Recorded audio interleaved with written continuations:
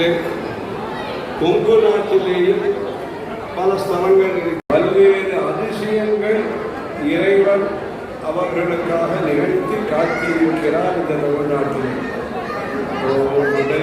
மேற்கு வங்காளம் தொடங்கி அஸ்ஸாம், இன்றைய பங்களாதேஷ்,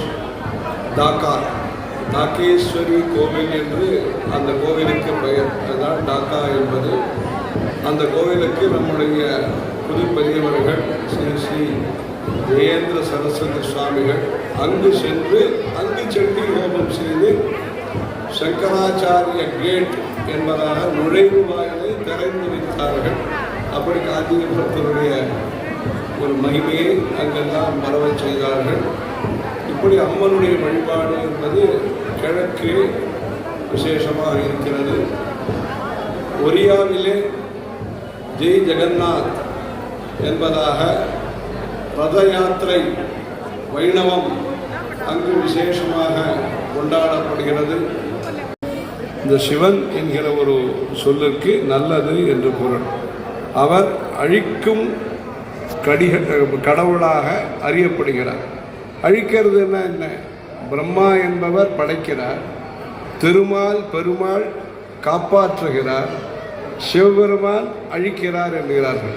அழிக்கிறார் என்றால் அஞ்ஞானத்தை, இருளை, அறியாமையை, அகந்தையை அழித்து மக்களை மெய்ஞானத்தை, அறம், பொருள், இன்பம், வீடு என்கிற அந்த மெய்ஞானத்தை அந்த சிவபெருமான் தட்சிணாமூர்த்தி உருவத்திலே இருந்து அருள்பாலிக்கிறார்.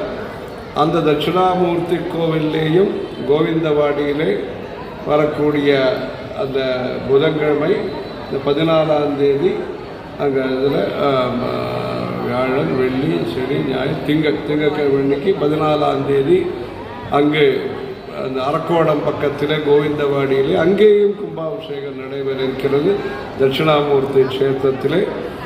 அப்படி அந்த சிவபெருமான் நடராஜராகவும் இருந்து ஆனந்த தாண்டவம் ஆடி ஆனந்த தாண்டவபுரம் என்பதாக மாயவரத்திற்கு பக்கத்திலே ஒரு க்ஷேத்திரம் இருக்கிறது.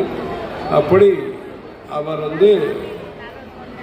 உடுக்கை நாதம் மூலமாக மொழிகளுடைய இலக்கணத்தை வெளிப்படுத்துகிறார்.